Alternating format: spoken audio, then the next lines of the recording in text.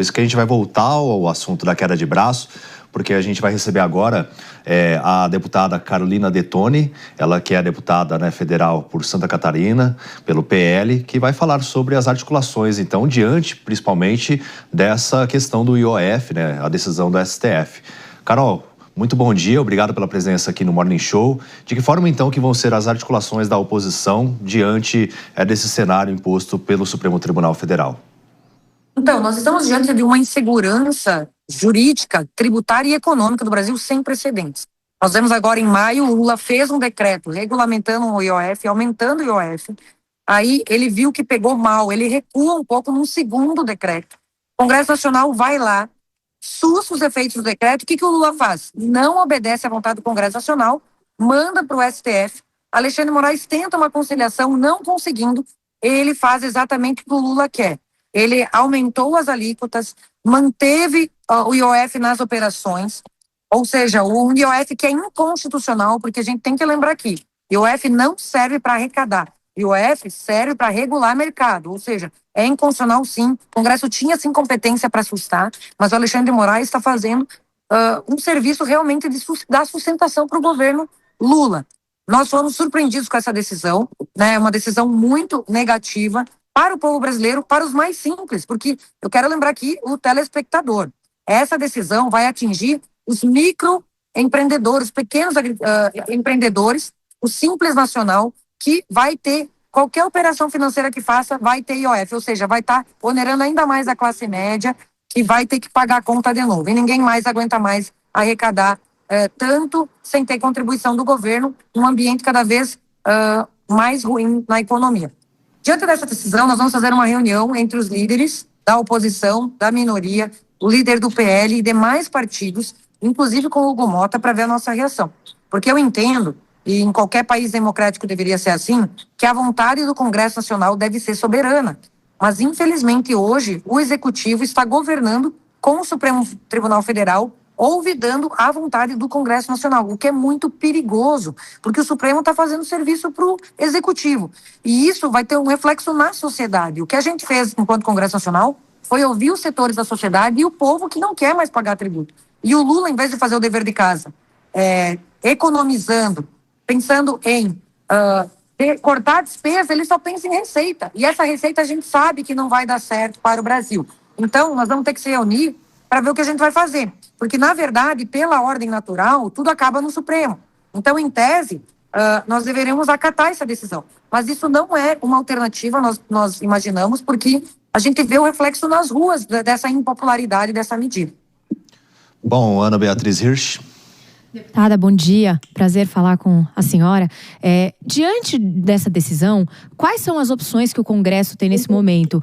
Qual a perspectiva para que vocês consigam, de alguma forma, não driblar, mas consigam regulamentar e consigam fazer o exercício da vontade do Congresso diante dessas circunstâncias? Olha, a única alternativa que a gente tem, inclusive eu vou propor nesses próximos dias, seria regulamentar o artigo 49(11) da Constituição Federal. O que ele diz? Que cumpre ao Legislativo zelar pela sua competência em face dos demais poderes. Isso significa que hoje nós podemos sustar uma decisão do Lula que seja inconstitucional, como a gente fez com o PDL para sustar os efeitos do IOF. Mas a gente não tem um instrumento jurídico legislativo para sustar uma decisão do Supremo que desrespeita a vontade do Congresso Nacional. Eu vou propor, dentro agora do Congresso, uma lei complementar que é para regulamentar o 49(11), que diz o seguinte: olha, no caso do Supremo invadir a competência do Legislativo, nós podemos sustar uma decisão do Supremo. Eu já sugeri isso para o Hugo Mota, numa reunião que a gente fez da oposição e da minoria. Vou sugerir para o Alcolumbre para que eles acatem isso, para que eles voltem a ter respeito e força. Porque sem ter um instrumento para sustar a decisão do Supremo em casos como esse, nós ficamos deslegitimados. O nosso poder constitucional é rasgado e nada é feito sobre isso. Então, eu estou fazendo essa proposta, né, para a gente apresentar o PDL para sustar também decisões judiciais, porque hoje o PDL faz isso para sustar decisões do Executivo, como forma de resposta para esse tipo de situação. Porque, eu vou dar um exemplo aqui para vocês que não é nem ideológico, eu que sou uma deputada bolsonarista, o caso da prorrogação da isenção da folha de pagamento. para 17 setores que o Lula quis cortar, porque só quer arrecadar. Nós votamos no Congresso a lei para prorrogação da suspensão da cobrança da folha do pagamento para os setores da economia. O Lula vetou, nós derrubamos o veto e o que o Lula fez? Peticionou para o Supremo, o Zanin, por decisão monocrática, mandou nós legislarmos em sentido contrário, com tempo determinado, sob pena de ele, por um canetaço, revogar toda a vontade dos 513 deputados e 81 senadores. Para que isso não aconteça e nós sejamos desmoralizados cotidianamente, nós precisamos ter um instrumento para que o Supremo não legisle no nosso lugar, porque senão fecha o Congresso. Para que vai adiantar o Congresso e continuar o governo agindo assim? Perde e no tapetão derruba a vontade da sociedade inteira representada no Congresso Nacional. Bom, claro que a gente vai seguir acompanhando todas as movimentações. Muito obrigado, deputada, pela participação aqui no Morning Show. Obrigado, um grande abraço a todos.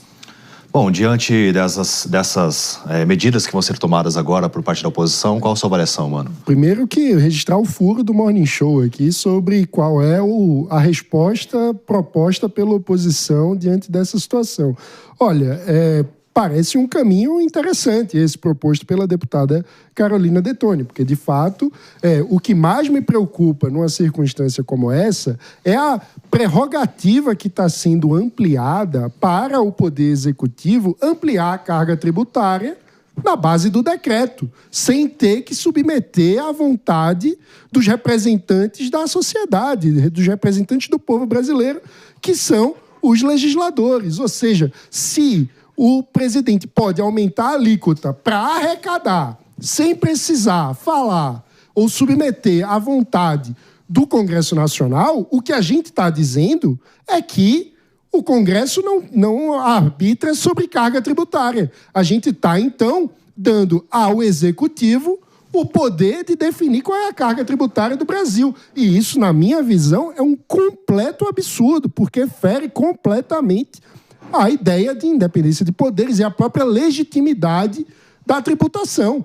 Porque você não pode ter um imperador que diz, não, agora a carga tributária vai ser ampliada em 10 pontos percentuais.